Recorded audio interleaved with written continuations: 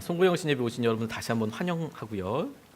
오늘 하나님께서 우리에게 짧지만 우리가 그간에 살아왔던 2018년도를 짧게 점검하고 2019년도에 무엇을 향해서 눈을 떠야 할지에 대해서 우리가 잠깐 말씀으로 살펴보고 성찬과 기도를 통해서 확정하는 시간을 가질 수 있으면 좋겠습니다. 아메리칸 인디언들이 급하게 길을 가던 때에 중간중간마다 쉬어서 시간을 보내는 것 때문에 그 아메리칸 인디언들을 짐꾼으로 이렇게 고용했던 사람들이 애를 많이 먹었다고 합니다. 급하게 가야 하는데 갑자기 이 사람들이 길을 서서 가만히 있으니까 왜 그러냐 이제 물어보게 되었더니 그 사람들이 하는 말이 내 영혼이 오는 것을 기다리고 있습니다. 그러니까 우리가 너무 빨리 갔기 때문에 내 영혼이 지금 따라오질 못했다고 그렇게 설명하는 이야기를 그 책에서 읽은 적이 있습니다. 아메리칸 사람들이 어떻게 세계를 이해하느냐, 시간을 이해하느냐, 그것이 어떤 것에 기준했느냐라기보다도 우리가 아주 짤막하게 단편적인 지혜를 얻을 수 있다면 잠깐 생각해보고 우리가 기준을 제대로 잡고 있는지, 우리가 방향을 제대로 삼고 있는지 생각해보는 게 너무너무 중요하겠다는 생각을 하게 됩니다. 여러분들이 가지고 계신 나침반은 이상이 없으십니까? 여러분들이 가지고 있는 목표는 제대로 되어 있으셨습니까? 그래서 2018년도에서 잘 그게 작동을 해서 2019년도에 그대로 넘어가도 문제가 없으시겠습니까? 이것을 어떻게 알 수 있을까요? 제가 나침판을 이렇게 보고 나침판을 사용해 볼 수 있는 기회가 있었는데 여전히 나침판이 바르르 움직이고 그리고 그것이 여전히 바르르 움직이면서 북쪽이 도대체 어디야? 라고 할 만큼 떨리고 있다면 그것은 분명히 잘 살아있는 거구나. 그런데 이게 어느 순간에 가만히 한쪽만 가리키고 있다면 망가진 거구나. 고민하지 않고 그렇게 생각해도 됩니다. 그러니까 우리가 우리의 믿음의 살아있음을 증명할 때 의외로 평안함, 덤덤함 이게 아니라 우리는 의심이라고 생각될 만한 우리는 끊임없이 이게 뭐지? 라고 계속 다시 리오리엔테이팅하는 다시 그것을 가리키고 다시 바라보게 되는 그게 사실은 살아있다라는 진짜 기준이 되는 것이죠. 나침판을 보면 또 하나 지혜를 얻을 수 있는 것이 있습니다. 이게 우리가 필요하다, 우리 삶에 나침판 필요하다고 이야기하지만 실제로 나침판이 사람들이 그걸로 뭘 하는지는 잘 몰라요. 막연하게 나침판이 방향을 가리켜주는 것이라고만 생각을 하지만 실제로 나침판을 주면 사용할 수 있는 사람은 별로 없습니다. 나침판은 받아서 그냥 내게 주어진 북쪽과 남쪽과 서쪽과 동쪽을 아는 그런 데 사용하는 물품이 아닙니다. 왜냐하면 우리가 가고 싶은 것이 동쪽에 있다는 것을 알아도 실제로 동쪽으로 다리를 걸어가기 시작하면 혹은 차를 몰고 가기 시작하면 곧바로 강을 만나거나 절벽을 만나거나 산을 만나거나 그런 일들이 속출하기 때문이죠. 이 세상 어디도 평지여서 똑바로 되어 있는 그런 데는 별로 없습니다. 가다 보면 건물도 있고 우리가 가는 곳이 동쪽이라는 걸 알아도 그렇게 갈 수는 없습니다. 그럼 나침판 가지고 동쪽이냐 북쪽이냐 남쪽이냐 이것보다 더 중요한 거 무엇을 하는 것이냐, 그 나침판을 가지고 주위에 있는 산 하나를 잽니다. 내게 보이는 저 산이 지도에서 표시된 이 산인데 그 산과의 각도를 재고 그것으로 긴 연장선을 긋습니다. 자로. 그리고 또 하나 다른 산을 찍어서 그 산과의 각도를 재서 다시 긴 연장선을 긋습니다. 그러면 두 연장선이 닿는 곳이 내가 지금 서 있는 곳이 됩니다. 나침판의 진짜 역할은 뭐냐면 내가 지금 어디에 서 있는지를 알려주는 그런 기계인 거죠. 방향은 중요하지 않습니다. 나침판으로 지금 내가 어디에 서 있는지를 명확하게 알게 되는 거죠. 우리가 믿음에 있어서도 주님 제게 기준을 주십시오, 비전을 주십시오 라고 생각할 때 간과하는 게 뭐냐면 주님께서 비전을 주시고 방향을 주시고 기준을 주셨다고 할 때 그리로 달려가는 것만 생각을 합니다. 근데 대부분은 비전대로 달려갈 때 엄청난 어려움을 당하기도 하고 왜 거꾸로 돌아가는 것 같을까 하는 생각이 들기도 하고 우리가 시험이라고 하는 낙담이라고 하는 어려움이라고 하는 일들과 자주 부딪히게 되는 것이죠. 방향, 비전 때문에 가는 게 아니고 그러면 거꾸로 생각해야 하는 거예요. 우리에게 주신 목표와 비전이 내가 지금 어디에 있는지 어떤 삶을 살고 있는지를 명확하게 보여주는 기준이 되는 것이죠. 오늘 본문 말씀이 다윗에게 있어서는 그런 나침판 같은 역할을 했었던 말씀이라고 싶습니다. 그가 사울왕에게 쫓겨서 계속 한 험한 광야에서의 방황하는 시기를 살기도 했고 세상에 그 나라의 왕이 쫓다 보니까 다른 어떠한 권위자도 권력자도 그를 숨겨줄 수가 없었습니다. 왕이 쫓으니까 뭐 누구한테 가서 이렇게 자기를 숨겨달라고 이야기할 수 있겠습니까?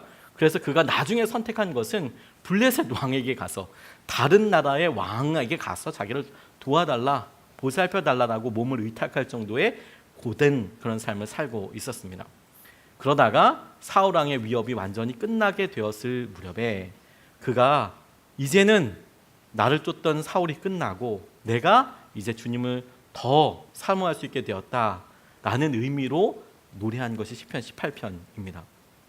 그런데 여러분, 우리는 다윗의 온전한 삶을 압니다. 그가 사울 왕에게 쫓겨서 이제 광야에서 쫓기는 삶을 이제 마쳤다고는 하지만 바로 시작되는 왕으로서의 삶도 녹록치는 않았습니다.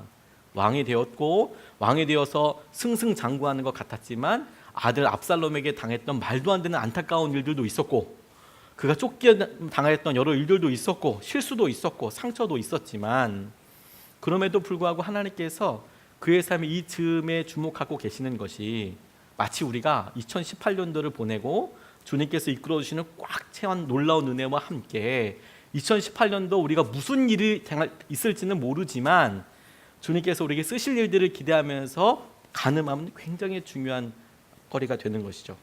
그 첫 번째가 뭐냐면 주님이 정말 힘이시다는 것을 믿고 있는가 하는 거예요. 주님은 나의 힘이십니다. 나의 힘이신 주님이라고 이야기할 때 우리는 진짜로 주님이 힘이라고 생각하고 있는가, 주님이 힘이라고 생각한다면 주님을 의지하고 있는가, 그게 진짜 기준인가 하는 것이죠. 왜냐하면 연말이 돼서 여러분 각종 송년회 많이 참석하셨죠.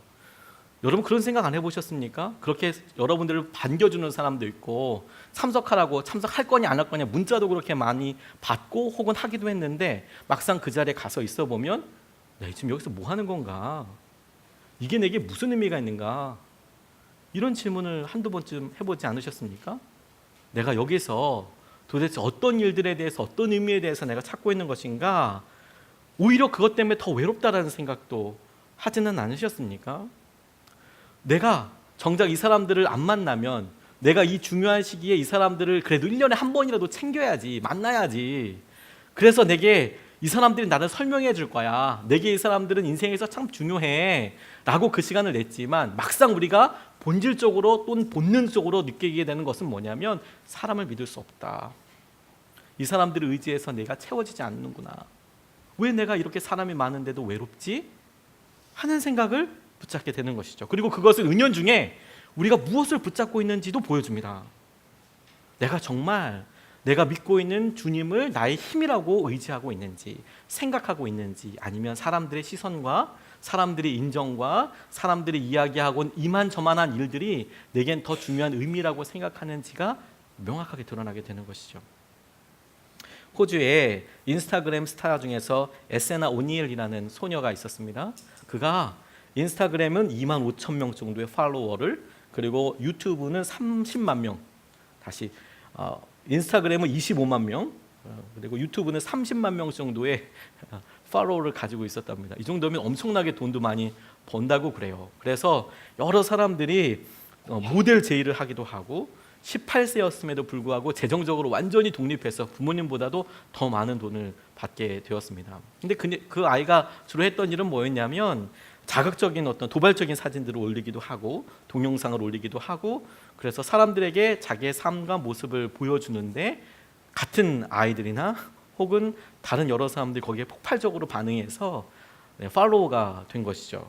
그런데 18세 되었던 이 소녀가 나날이 불어나는 팬으로 인해서 좋아하기만 한 게 아니라 어느 날 갑자기 그만두겠다라고 선언했습니다. 폭탄 선언했어요. 나 더 이상 이렇게 살 수 없다. 그리고 남들의 사랑에 대한 중독, 가짜 인생을 살게 된 것이 나를 불행하게 만든다라고 이야기를 했어요. 그녀 스스로 이렇게 얘기했습니다. 남들에게 가치 있는 존재가 될 수 있다는 것이 좋았다. 사람들의 사랑에 대한 중독이 눈덩이처럼 불어났다. 맞다.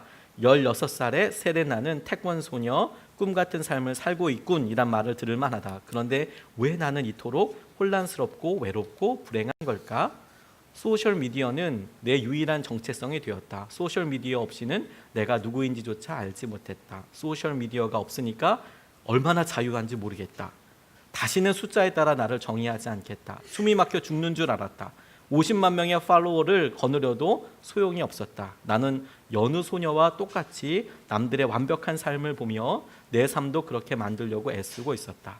내가 성공했을까? 전혀 아니다. 완전히 실패다.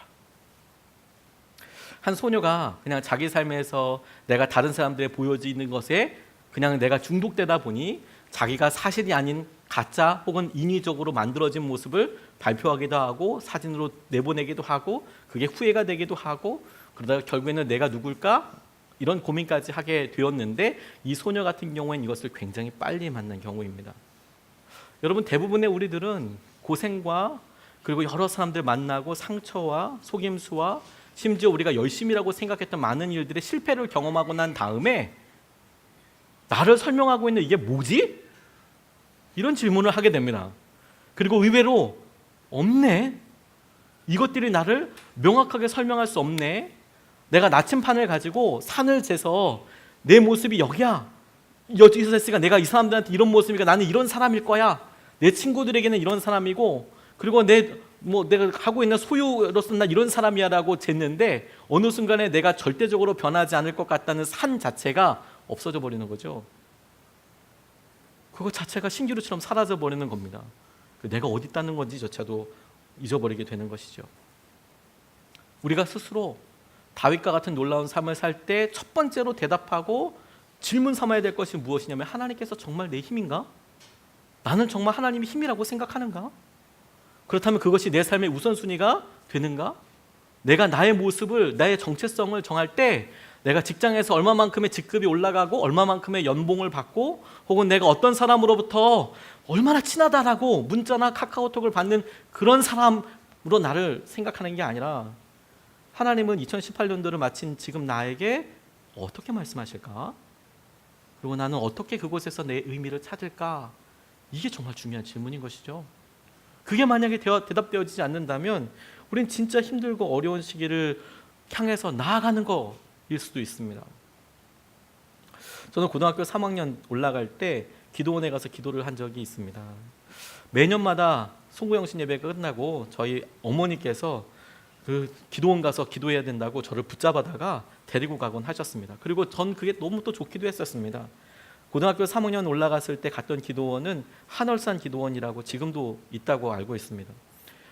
그런데 그곳에 가서 정말로 기도원에 갔다는 것 자체가 중요한 게 아니라 의미를 찾기 원했기 때문인 거죠. 새로 맞게 될 이 새해에 하나님께서는 내게 어떤 선물을 주실까? 나는 어떻게 살아야 하지? 내가 하고 있는 일들이 주님께서 주신 것이 맞을까? 어려서부터 부모님이 제게 그것을 선물해 주셔서 너무너무 감사했던 것 같아요. 제가 고등학교 때 가서 강사 목사님들이 설교하는데 그 설교 말씀에 은혜를 받았다고도 기억은 되지만 생각나는 게 없는 걸 봐서 은혜는 받았을 것 같아요. 근데 그럼에도 불구하고 내가 그 기도원에 갔었던 것으로 인하여서 제 삶의 의미와 제 삶이 어디로부터 바르게 재어져야 하는지 그걸 잊지 않았던 게 너무너무 감사하다는 생각이 들었습니다. 여러분, 우리를 설명해 줄 수 있는 분은 하나님이십니다. 하나님이, 주님이 우리의 힘이십니다. 그런데 여기에 우리가 두 번째로 한 번 더 집요하게 물어야 될 것이 있습니다. 하나님이 힘이시다라는 것에 대해서 그렇습니다. 정말 주님께서, 하나님께서 우리의 힘이 되기를 원하십니다 라고 우리 모두가 대답하지만 우리가 꼭 다시 질문해야 될 것이 무엇이냐면, 그런데 그 하나님은 당신의 힘이십니까?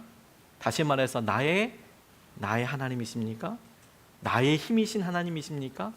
그분과 우리와의 관계가 우리가 나의라고 이야기할 수 있는, 그분은 나의 하나님이다라고 이야기할 수 있는가? 영어 배울 때 농담 삼아서 이렇게 이야기합니다. 한국 사람들이 영어 배울 때 제일 많이 하는 실수 중에, 은연중에 하는 실수가 있습니다. Our wife라는 단어입니다. 보통 우리가 우리 아내, 우리 집사람 이런 이야기 하거든요. 근데 우리라는 표현이 우리는 복수형일 때도 있지만 그냥 우리 아내예요, 우리 집사람이에요 이렇게 표현하는데, 의외로 our라는 표현을 쓰면 외국 사람들 깜짝 놀랍니다. 왜냐하면 와이프는 여럿이서 우리가 어떻게 될지 모르겠지만 그럴 수 있는 관계가 아니거든요. 한 사람의 아내이고 한 사람의 남편이 되죠. 외국 사람 입장에서는 굉장히 웃기는 표현이 됩니다. 그럼에도 불구하고 나의라고 이야기할 수, my, 나의 주님이라고 이야기할 수 있는 것이 우리에게 준비되었는가? 근데 그것은 그냥 고백만 되는 것이 아니라 많은 어려움과 고난을 통과한 사람들에게만 주시는 은혜이더라고요. 1절 2절 말씀해 보면 나의 힘이신 주님, 내가 주님을 사랑합니다. 주님은 나의 반석, 나의 요새, 나를 건지시는 분, 나의 하나님, 내가 피할 바위, 나의 방패, 나의 구원의 뿔, 나의 산성이십니다. 이렇게 이야기하고 있습니다. 그냥 우리는 다윗이 하나님을 높여드리는 단어들을 일일이 열거했구나라고 생각을 하지만 다윗의 삶을 아는 사람들은 그게 아니라는 것을 바로 깨닫게 됩니다. 하나님께서 다윗이 쫓기던 삶 가운데 사울에게 방패가 되어주셨고 사울에게 있어서 가려질 것이 아무것도 없었음에도 불구하고 하나님이 그의 요새가 되어주셨고 하나님께서 그의 힘, 우리가 뿔이라고 나와 있는 것은 힘을 의미하는 말인데 더 이상 살 수 없다, 내가 무엇도 할 수 없다고 생각할 때에 하나님이 다윗의 힘이 되어주셨고 하나님께서 그를 건져주셨고 이런 경험들이 다윗에게 너무나 자연스럽게 그 긴 기간들을 통과하고 나니까 나의 주님이고 나의 산성이시고 나의 요새시고 나의 하나님, 나의 주님이라고 이야기하고 있는 것이죠. 많은 사람들이 하나님께서 능력 있으신 분인 것을 믿습니다.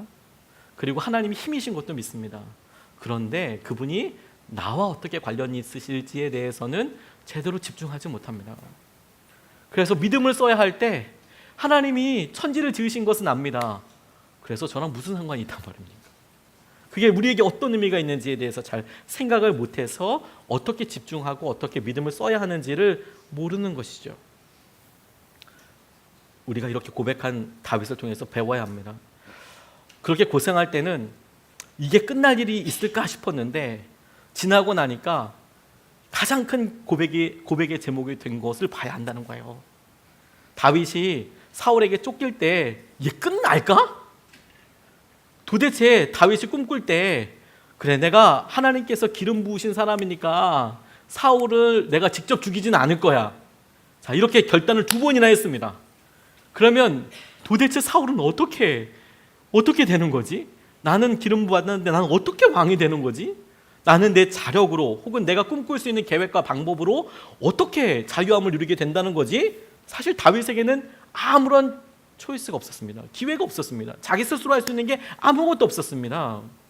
그러니까 스스로 이게 언제 끝날 수 있을까라고 예상도 못했습니다. 그런데 신기하지 않습니까? 막상 사울 왕으로부터 그가 안전하게 되자 그가 그렇게 쫓겨다니고 광야에서 날밤을 노숙을 하고 그렇게 막 바투바투 다니면서 사람들과 같이 다녔던 그런 모든 일들이 그가 얼마나 고난을 통하여서 정금과도 같이 변했는가, 그가 얼마나 놀라운 사람으로 빚어졌는가를 보여주는 자랑거리가 되더라는 거예요. 그러니까 나의 하나님이라고 이야기할 때 우리는 생각해서 그래 힘으로 경험하고 놀라운 것 이런 것만 생각하지만 그 나의 하나님이라고 이야기할 때 그 대부분은 우리의 고난과 우리의 어려움과 우리의 삶에 있어서 중요한 순간순간들에 우리가 비명처럼 질렀던 그 순간들을 하나님께서는 기억하시고 그 소리를 듣고 마치 주님께서 그 상황을 사진으로 찍어 놓으신 것처럼, 그리고 우리 스스로도 그 상황에 그렇게 힘들고 비통한 삶에서 하나님께서 나를 어떻게 지켜주셨는지를 지나고 나니까 남아서 주님이 구원자이셨네, 주님이 그때도 함께 하셨네. 군대 가기 청년들이 군대 가는 거 되게 무서워합니다. 제가 그 군부대에 설교를 하러 매주마다 다닌 적이 있었습니다. 안산에 가면 뭐 이렇게 조그만 공군 기지가 있는데 거기 이제 매주마다 설교하러 가는데 크리스마스를 맞이해서 이 친구들에게 깜짝 이제 부대장과 미리 소통을 해서 부대장의 그 허락하에, 군대는 함부로 들어갈 수 없거든요. 근데 이제 몇 년 동안 계속 거기를 다니니까 부대장이 이제 재밌는 우리 여기 군부대에 있는 장병들을 위해서 의미 있는 시간 보내게 해주고 싶다. 크리스마스 때 깜짝 이런 파티까지는 아니고 뭐 노래하고 선물 나눠주는 정도, 저녁 먹고 나서 이제 점호하기 전에 잠깐 그럴 수 있는 시간을 갖자. 저희는 당연히 좋다고 생각했습니다. 성탄절인데 그렇게 해줬으면 좋겠다. 선물 준비하고 거기 장병들 싹 다 아니까 그만큼 개수 뭐 준비해 가서 이제 막 몰래 들어가서 준비하고, 갑자기 얘네들 왜 집합이 걸리나 그러고 있을 때 자매들이 나가서 노래 불러주니까 뭐 당신은 벌써 시작하니까 완전 압도당해서 성령의 충만함이 거기 임했어요. 그냥 난리가 났어요. 애들이 이 성탄절에 이게 웬 말이란 말이냐, 주님이 오셨다, 막 이게 난리가 났습니다. 그리고 끝나고 나서 우리가 축복하는 시간, 그리고 소개하는 시간이 있었습니다. 그때 제가 알았어요. 자매들보다 더 인기 있는 사람들이 있더라고요. 제가 청년들 한 사람 한 사람 팀, 선교팀 가서 말씀은 아주 3분 5분 전하고 이제 한 사람씩 소개를 하는데 자매들 소개하니까 막 거의 엄청난 막 이렇게 막 하는데 남자 청년이 따라갔어요. 그리고 남자 청년 중에서 한 청년이 얘는 다음 달에 입대합니다. 너 내 밑으로 와봐라! 막 이렇게 얘기하더라고요. 공군에 시험 봐야 들어갈 수 있는데 자기들도 시험 봤으면서 잊어버렸나 봐요. 너무 좋아하는 거예요. 막 진짜 자매보다 완전 열광. 와, 이병들이 거의 눈이 광선 나갈 정도 좋아하더라고요. 제가 알았습니다. 군대 안 가 후배들 더 좋아하는구나. 근데 여러분, 군대의 삶이 각각 쉬운 삶이 또 어디 있겠습니까? 그런데 남자들이 그 군대 이야기를 사실 2, 3년 경험하고 나서 30년 우려먹고 30년은 보너스로 다시 이야기를 하는 경우들이 많이 있습니다. 마치 보면 공수부대 다 갔다 온 것 같고 해병대 다 갔다 온 것 같지만 정작 공수부대 해병대 갔다 오신 분들은 가만히 있고 방위나 혹은 이제 상근 예비역으로 갔다 오신 분들이 자기는 전투방위라고 막 우기고 막 그러세요. 전투방위가 해병대만큼 힘들 리는 없을 텐데 전투방위의 그 무용담은 거의 장난 아닙니다. 거의 북한군에게 가장 위협이 될 만큼의 어마무시한 초강력 슈퍼 울트라 이런 부대예요. 얘기만 들어보면 겁이 납니다. 근데 그거 계속 그렇게 울고 먹지 않습니까? 신기하죠. 제대하고 났더니 그렇게 고생이고 고난이고 훈련의 과정들이 남자들에게 하나하나 전부 다 그게 그렇게 힘들었지만 내가 그 길을 넘어왔다 자랑이 되죠. 놀랍지 않습니까? 고3 생활을 혹독하게 보냈던 분들 중에서 그래서 내가 원했던 소개의 목적을 잃었던 분들 보면 그때는 너무 힘들어서 이게 끝날까 싶지만 끝나고 난 다음에는 내가 그 길을 그래도 통과해 왔다고, 내가 그 길을 지나왔다고 그렇게 이야기하지 않습니까? 근데 C.S. 루이스가 천국과 지옥의 이혼이라는 책에서 우리의 영적인 삶에 대해서 똑같은 포인트로 이렇게 이야기했어요. 이것이 인간들이 오해하고 있는 점이다. 뭘 오해하고 있느냐?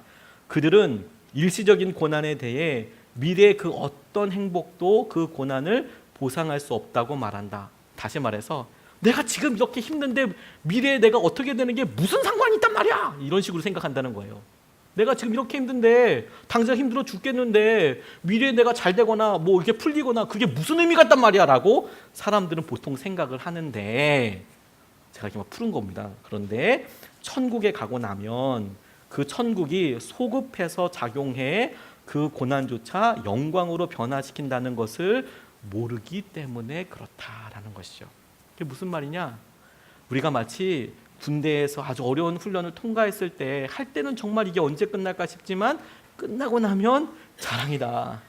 내가 수험 생활과 혹은 우리 자매님들이 시어머니와의 여러 관계들, 시간들 그런 것들 통과하고 나니까 사람들에게 나눌 거리가 되고 그리고 그 고난의 시간들을 통과하고 나니까 나중엔 영광의 나눔거리가 되는 것이죠. 지나고 나니까 과거에 내가 어떻게 살았는지가 그걸로 끝나는 것이 아니라 소급돼서 거꾸로 올라가서 그럼에도 불구하고 주님께서 내게 이런 은혜를 주셨다라고. 그리고 우리가 그 고난의 깊이가 아프고 클수록 사실은 하나님께서 놀랍게 역사하셨다라는 것을 드러낼 수밖에 없는, 우리의 깊이가 깊을수록, 상처의 깊이가 깊을수록 하나님께서 드러내시는 영광의 높이도 크다는 것을, 그 차이가 엄청나다는 것을 우리가 안다는 것이죠.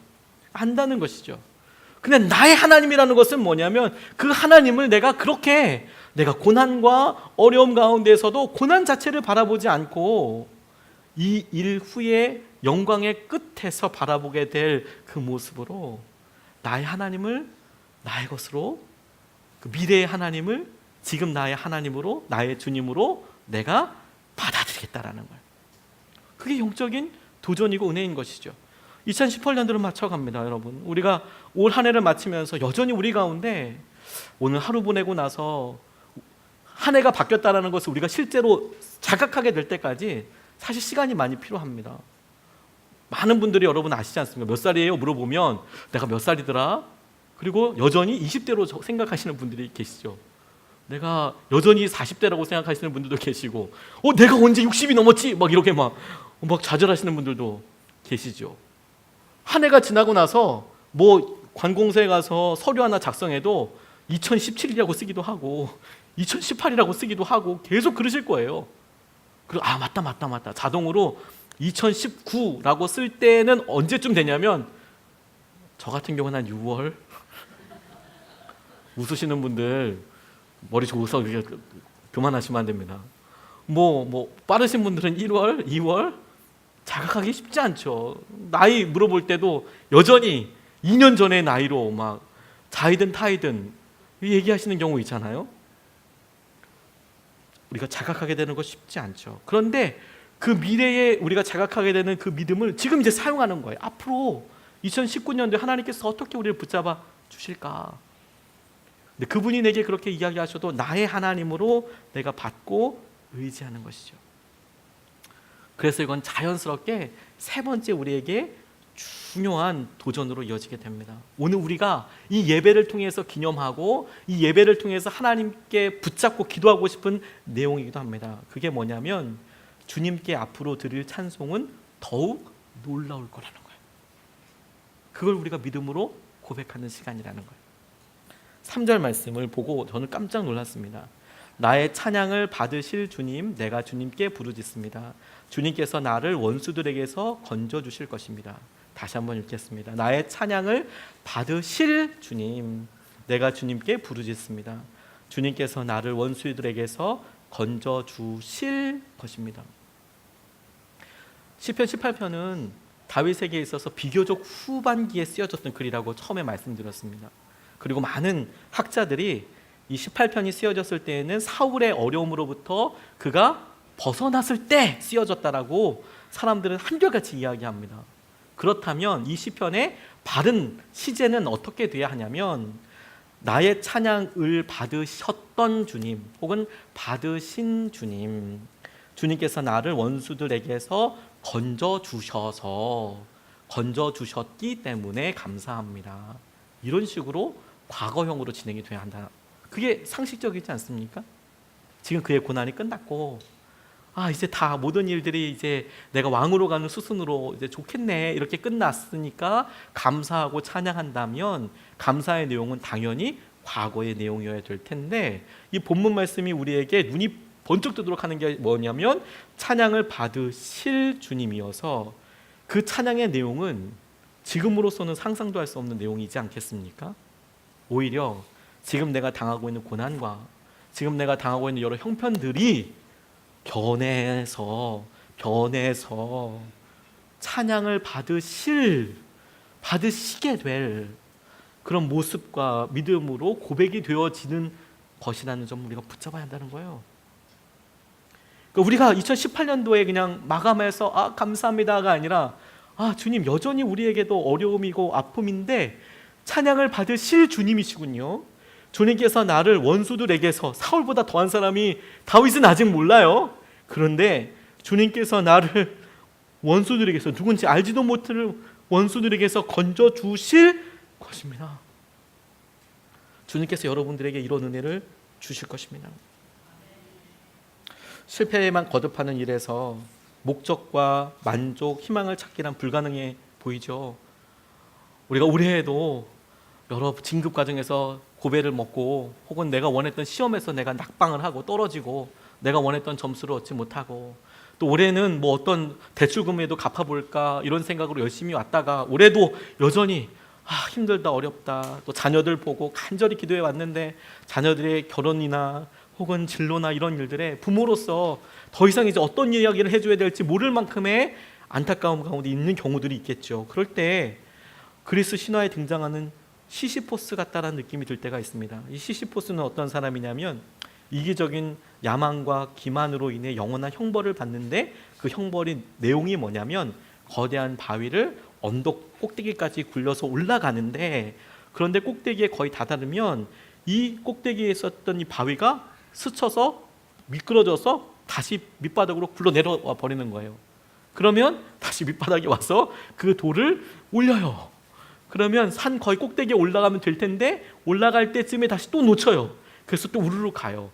그걸 영원토록 받는 벌을 시시포스가 그리스 신화에서 받았던 벌입니다. 무의미에 대해서 도대체 이게 무슨 일이란 말이야. 내가 믿음으로나 영적으로나 조금만 나으면 될 것 같은데 안 돼. 그냥 무너져요. 어려워요. 이게 왜 이래요? 그리고 처음부터 다시 막 쌓아나가는 것 같아요. 그래서 뭔가 좀 될 것 같은데 또 우르르 떨어져 버리죠. 그렇게 어렵고 힘든 삶을 살아요. 여러분들이 잘 알고 있는 톨킨이라는 분이 있습니다.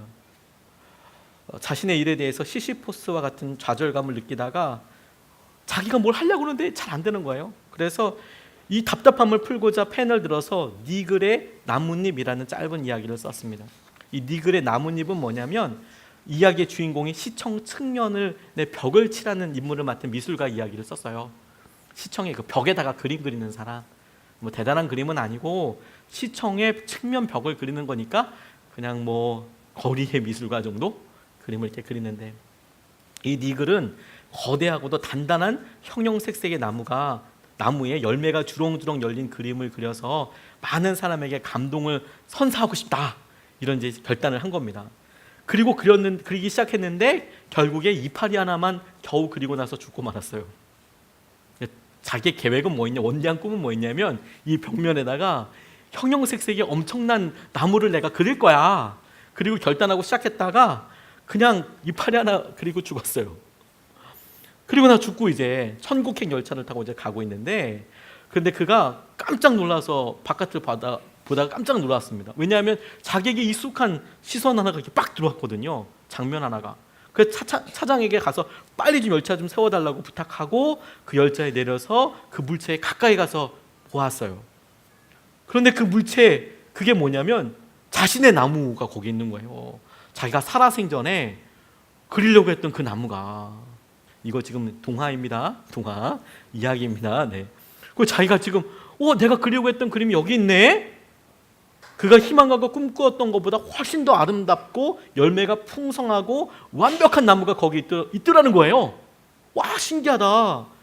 그리고 그가 자세히 보니까 그 나무의 한가운데 온 세상에 볼 수 있도록 그가 기여한 유일한 부분, 곧 그가 죽을 때 바로 완성했던 그 나뭇잎 하나가 대롱대롱 있는 거예요.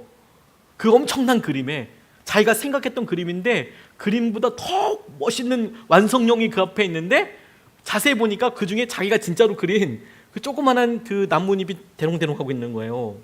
그래서 이 니글이 깨달았어요. 그 작은 잎사귀가 자신이 살았던 그런 것보다 훨씬 더 크고 영원한 그런 것을 위해서 더 위대하신 미술가께서 창조한 작품의 일부였구나. 내가 지금 열심히 하지만 내가 이거 지금 잘한다 못한다 인정받고 이런 데에서 나는 안 됐다, 이파리 하나 완성했다 싶지만 내가 보니까 창조주께서 엄청난 미술감명이 있어서 전체 큰 그림을 그리고 있는 것 중에서 내가 조금을 내가 지금 그린 거구나.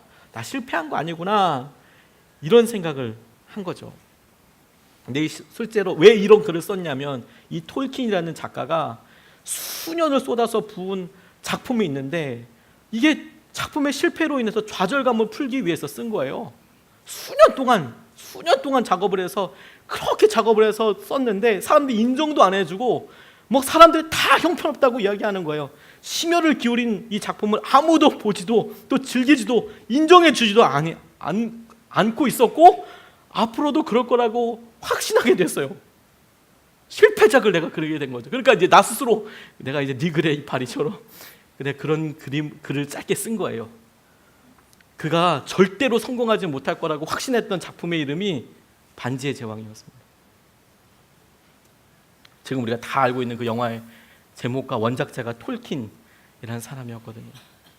근데 그가 살아있을 때 절대로 그게 성공할 거라고 생각하지 않았습니다. 그런데 그의 후에 우리가 지금 하고 있는 이 이파리 하나 그리는 것, 우리가 하고 있는 조그마한 이 일이 하나님께서 전체로 이루실 놀라운 일에 어떠한 부분과 얼마나 놀라운 역할을 하게 될 것인지, 우리가 하고 있는 이 작은 일이 하나님께서 보시기에 완성된 그림 가운데 어느 위치를 차지할지 아무도 모릅니다. 그래서 우리가 어떻게 될까요? 라고 생각할 것이 아니라 나의 하나님께서 나의 힘이시기에 그분을 우리가 찬송받으실 분으로 우리가 높여드리고 주님 앞에 온전히 나아가 맡길 수 있는 것이죠. 오늘 우리가 그 시간을 믿음으로 가지려고 합니다. 성찬과 함께, 그리고 오늘 시간 안수기도와 함께 우리가 주님과 우리 사이에 놀라운 주의 은혜와 마음을 함께 누릴 수 있도록 나아가야겠습니다.